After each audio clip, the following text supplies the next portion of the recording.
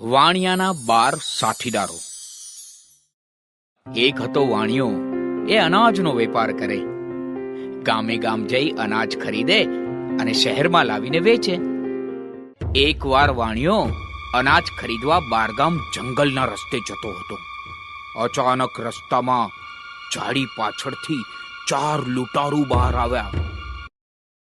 વાણિયો પણ ચતુર હતો.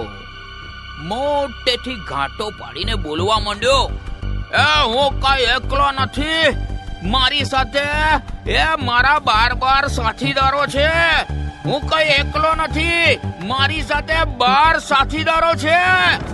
વાણિયો ત્રાડ પાડતો જાય અને કાંટલા ભરેલા કોથળા લૂંટારુઓ પર નાખતો જાય. સામેથી આવતા કાંટલાના મારથી એક લૂંટારુ તો ઢળી પડ્યો અને એના મોઢામાંથી એને લોહી વહેવા માંડ્યું. આ જોઈને બીજા લૂંટારુઓ તો મુઠ્ઠીઓ વાળીને નાસી છૂટ્યા.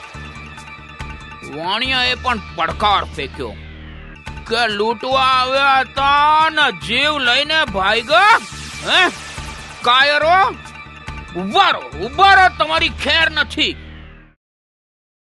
ને લૂંટારુઓને ભગાડીને વાણિયો એને ઘેર પહોંચ્યો.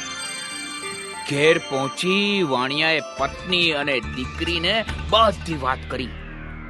વાણિયાની પત્ની તો પતિની બહાદુરીથી ખુશ થઈ ગઈ અને વાણિયાની દીકરીએ તો પૂછી જ નાખ્યું કે તમારી સાથે 12 સાથીદારો હતા, એ ક્યાં ગયા? વાણિયાએ કહ્યું, અત્યારે પણ એ મારી સાથે જ છે.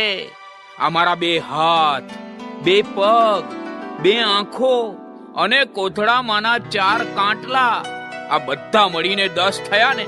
અને બાકીના મારા 2 બળવાન સાથીદારો કે જેના વગર હું કશું કરી જ ન શકું, એ છે હિંમત અને મારો આત્મવિશ્વાસ. બાળ મિત્રો, આ વાર્તા પરથી શીખવાનું એટલું કે અચાનક આફત આવે તો ડરવું નહીં. આવી પડેલી આફતનો પૂરી તાકાતથી સામનો કરવો અને મુસીબતના સમયે હિંમત અને આત્મવિશ્વાસ ટકાવી રાખવા.